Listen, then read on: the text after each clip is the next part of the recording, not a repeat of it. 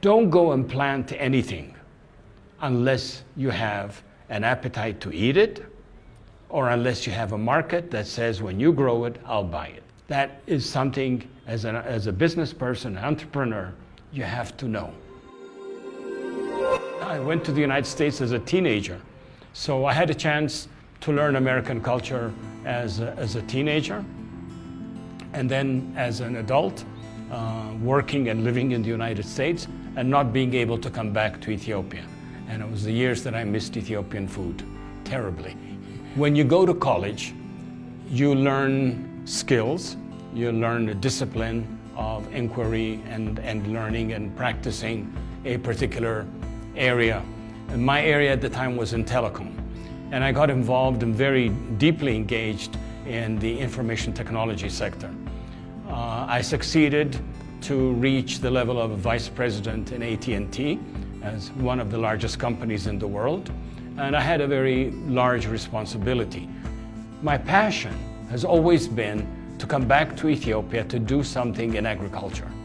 But I didn't go to ag school, and I did not study what to do about agriculture in a developing economy. So when I came back, I literally had to go back on a research mission for over 2 months by myself, my little camera and my notebook and my backpack.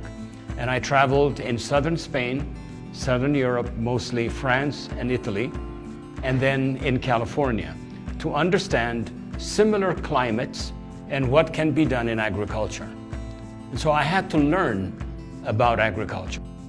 One of the things I learned is, from the independence of being a farmer, you had to also be creative, because everybody can grow something.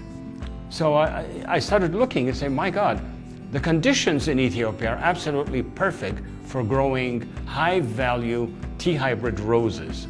And T-hybrid roses means big-headed roses. So I produced T-hybrid roses, then I had to go figure out who's going to buy them.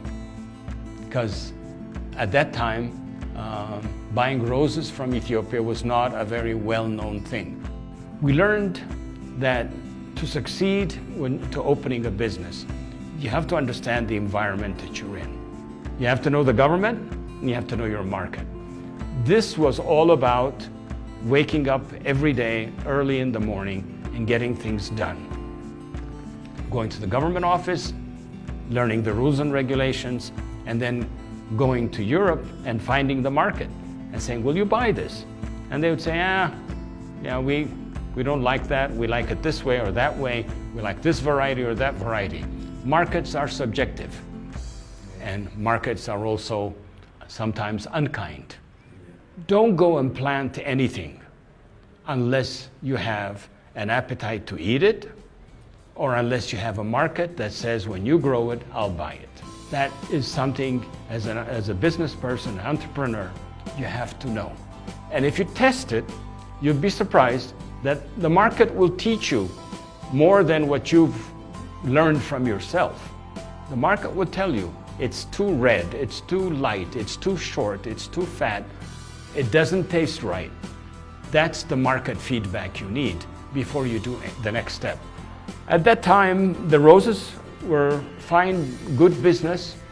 Ethiopia's production was growing, and the flower industry has created more than 50,000 jobs. The floriculture wasn't really what I had as a vision for what I wanted to do for the rest of my life. I've sold out of the company, and it's moved on. And I moved on to create a new company called Omega Farms in horticulture.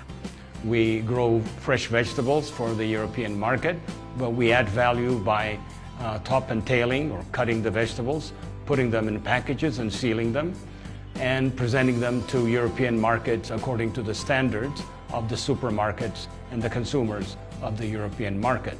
Other than working and building my farm at Omega, I became involved in international groups with World Farmers Organization. I've gotten involved with many other aspects of the international movement to help improve the lives of smallholder farmers. To succeed as an entrepreneur, believe in yourself, have the self-confidence, and secondly, be open-minded and willing to listen and learn. And thirdly, be a persevering, stomach-strong person who be willing not to fall down and get back up again, but doing it again and again and again.